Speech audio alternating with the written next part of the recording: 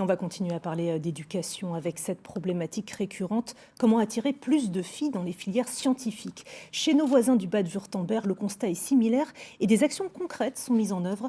Elles s'adressent aux collégiennes et lycéennes. C'est notre dossier ce soir préparé par Florence Grandon et Cathy Hubert. Schneider Electric emploie 42% de femmes. Un chiffre qui masque cependant de grandes disparités. Dans les services informatiques et techniques, elles sont beaucoup plus rares. Et Sophie Rouf, ingénieure commerciale, fait face à des remarques sexistes de temps en temps. Dans mon métier, il y a encore des clichés. Je me rends compte que certains hommes plus âgés qui m'appellent pour un problème technique sont surpris. Et je dois d'abord prouver que je sais de quoi je parle. Je vais voir comment changer les paramètres. Oui, moi aussi, je vais regarder ça.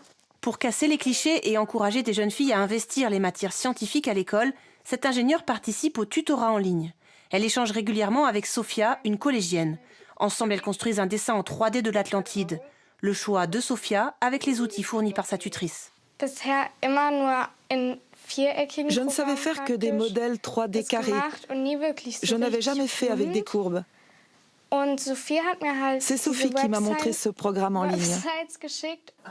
La mère de Sophia trouve que ce tutorat aide beaucoup sa fille. Elle a appris de nouvelles choses qui la passionnent, elle a plus confiance en elle et elle s'exprime plus facilement à l'oral. Les matières techniques sont importantes à ses yeux, mais il y a aussi d'autres enjeux.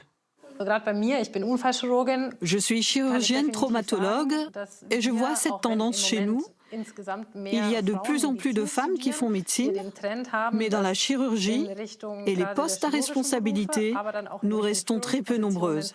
Je le vois au fil de ma carrière. Enjeux de société, de parité, mais aussi enjeux économiques. Le ministère de l'économie du Land l'a bien compris. Il y a plusieurs études comme McKinsey qui disent que s'il y avait plus de femmes dans les métiers techniques, la croissance économique serait bien plus forte en Allemagne. Mais les femmes choisissent surtout leur métier dans les domaines de l'éducation et de la santé. Et malheureusement, certains stéréotypes sont en quelque sorte responsables de ces choix.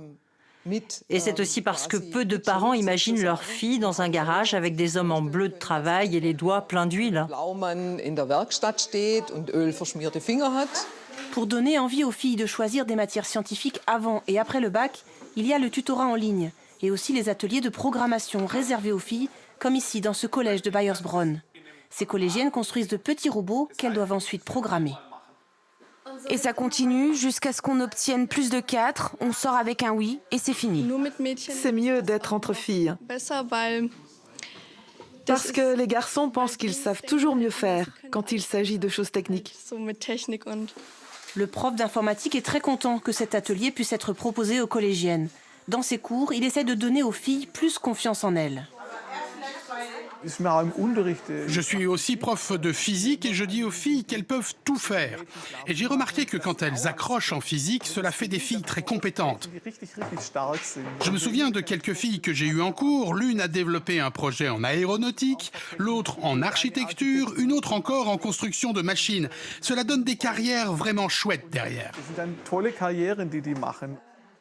Amy a réussi à faire un carré à son robot. Elle est très contente d'y être parvenue. La programmation, elle y pense maintenant autrement. Je voulais au départ devenir programmeuse de jouets. Et puis maintenant, je me dis qu'il y a peut-être moyen d'utiliser ce que nous faisons pour les animaux, pour prendre leur tension par exemple. On pourrait, je ne sais pas encore, programmer ou construire quelque chose pour améliorer la santé des animaux malades. En 2022, 51 000 emplois scientifiques et techniques n'ont pas trouvé preneur dans le Bade-Wurtemberg. Plusieurs employeurs du canton ont aidé à financer ces ateliers réservés aux filles, dans l'espoir qu'ils les verront un jour lors d'un recrutement.